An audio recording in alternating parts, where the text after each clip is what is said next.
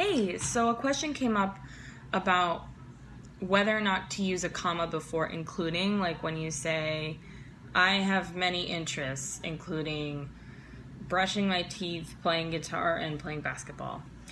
So apparently, after some research, I have confirmed that it's one of those things that is dependent upon what the clause was before that. So there's something called a restrictive clause and a non-restrictive clause.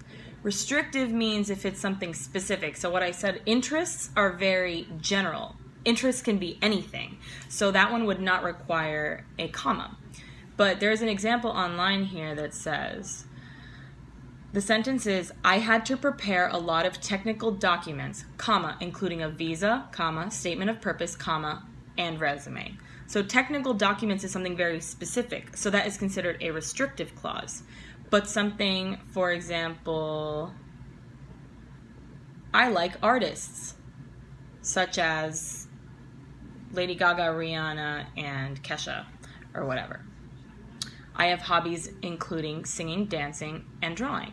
I have lots of creative, artsy hobbies including singing, dancing, and drawing. Those do not have commas before including. The road to school takes you past the city's best sites, including the park and the library. That one does not have a comma. City's best sites, I guess that is something general. The plan, including the transportation details, was the best one. That one's one without a list. The ones I'm talking about right now, do not have a comma. My school friends, including Joey and Ben, met up for lunch. School friends, I guess, can be anybody. So I know it seems kind of like it's like it could seem like a gray area, like how do you decipher what that is? But let's look at some more examples of what a restrictive clause is. I had to prepare a lot of technical documents, again, comma, including a visa, comma, statement of purpose, comma, and resume. Another one that does have a comma before a such as, my friend Sammy traveled to distant countries, comma, such as Spain, comma, Russia, comma, and South America. It seems that if it has an adjective before the noun and is something more, that's what the indicator of something more specific is, then that's what makes it a restrictive clause. This one also, I love musicals, comma, including Phantom of the Opera, comma, Elizabeth, comma, and Dracula, comma, which have dark, comma, sweeping scores.